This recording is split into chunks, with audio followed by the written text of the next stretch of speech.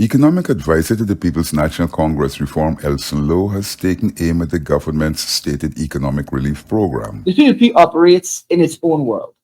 It does not calculate, let alone publish, official unemployment figures, and its inflation numbers are highly suspect. Even now, the government clings to pronouncements about 2% inflation in 2023, which means it believes prices did not change significantly all last year, whereas the IMF and US government numbers for Guyana of 4.5 and 6.6% respectively are far higher. He said that when President Irfan Ali said that his government had done a lot, he was talking about input measures.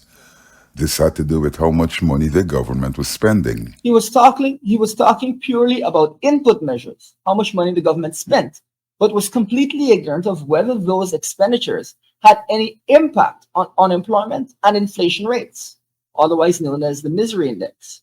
The PUP does not care to know if these rates keep increasing. Its only concern is to try to mislead the Guyanese public that the cost of living is under control because the government has spent so much money here and there. But as we said at the previous press conference, the president and his vice president should sit in the kitchens of ordinary Guyanese families to face the harsh realities. Lowe said that even if one were to assume that inflation is stable, the reality is that the cost of food is still high. The government is unable to determine what effect its spending is having on Guyanese's access to an income. If money is being spent, but it's not generating jobs that Guyanese can fill, then clearly they will not be able to weather this cost of living crisis. Then there are the multiple delays in completing a large number of infrastructure projects. Road works like Cemetery Road, Conversation Tree, and Thomas Lands, and pump contracts where little to no work has been done, also compound the unemployment situation, as workers are often sent home by contractors.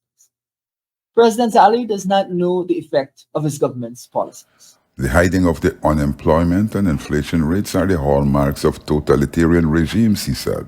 We must not let the PUP get away with normalizing governance that is anything but normal. Factual inflation numbers must return to government statements and publications, and regular monitoring of the unemployment rate must resume. He said that the government is driving the economy along without an inkling of where it's heading.